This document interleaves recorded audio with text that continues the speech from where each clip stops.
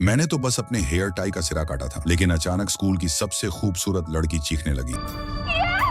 तुरंत समझ गया कि कुछ बहुत गलत हो गया है। घबराकर मैं क्लासरूम से भाग निकला। सबसे अजीब बात यह थी कि एक पल पहले तक उसका चेहरा लाल पड़ चुका था। मेरा नाम डर्क है। कुछ दिन पहले तक मैं एक अजीब सा लड़का था जिसे एक बेहद अजीब बीमारी थी। मुझे ऐसी ऐसी चीजें खाने की आदत थी जिन्हें कोई इंसान खाना सोच भी नहीं सकता। मम्मी मेरे लिए ढेर सारे स्नैक्स लाती थी, लेकिन मैं सिर्फ दुकान की रसीद खा जाता था। अगर मेरे सामने इंस्टेंट नूडल्स रखे हों तो मैं नूडल्स छोड़कर सिर्फ उनका पैकेट चबा जाता था। ऊपर से स्कूल के बदमाश मुझे रोज तंग करते थे। जिस लड़की से मुझे प्यार था उसके सामने उन्होंने मुझे कूड़ेदान में ठूंस दिया था। मैं चुपचाप कपड़े बदले और बिना कुछ कहे वापस आ गया। शायद मैं अपमान सहने का आदी हो चुका था। जब मैं दोबारा स्कूल लौटा तो क्लास में बैठकर फिर से इरेजर चबाने लगा। तभी मैंने देखा कि मेरे आसपास सभी हंस रहे थे। उन बदमाशों ने मेरी बेइज्जती का वीडियो इंटरनेट पर डाल दिया था। शर्म के मारे मैं वहां से निकलने ही वाला था कि उन्हीं से टकरा गया। अंधा है क्या? वे मुझे फिर से अपमानित करने लगे। लगातार बदमाशी और कुपोषण की वजह से आखिरकार मेरा शरीर जवाब दे गया। डॉक्टर ने भी साफ कह दिया कि अब कोई उम्मीद नहीं है। मम्मी मुझे बचाने के लिए टूट चुकी थी। एक दिन सड़क पर उनकी मुलाकात एक बूढ़े आदमी से हुई जो खुद को चमत्कारी इलाज करने वाला बताता था। उसने एक लंगड़ी औरत को छुआ और वह सच में चलने लगी। मम्मी ने बिना देर किए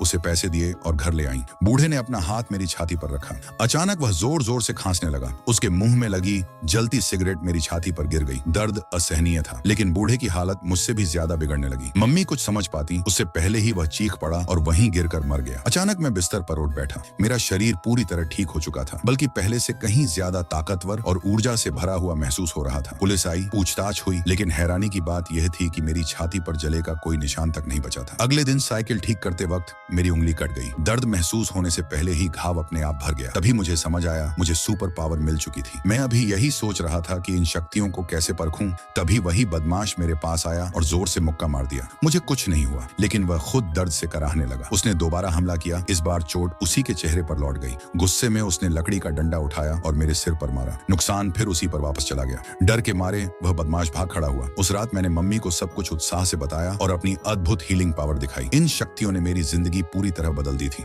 मैं एक बेबस लूजर से एक मजबूत इंसान बन चुका था। जब स्कूल के गुंडे उस लड़की को परेशान करने लगे जिससे मुझे प्यार था, तो मैं बिना सोचे उसके सामने खड़ा हो गया। उसी वक्त टीचर आ गए और मामला वहीं रुक गया। लेकिन गुंडों को यह अपमान बर्दाश्त नहीं हुआ। घर लौटते वक्त मैं साइकिल चला रहा था कि उन्होंने कार से मेरा पीछा शुरू कर दिया। अचानक सड़क पर पड़े एक पत्थर से मेरी साइकिल टकरा गई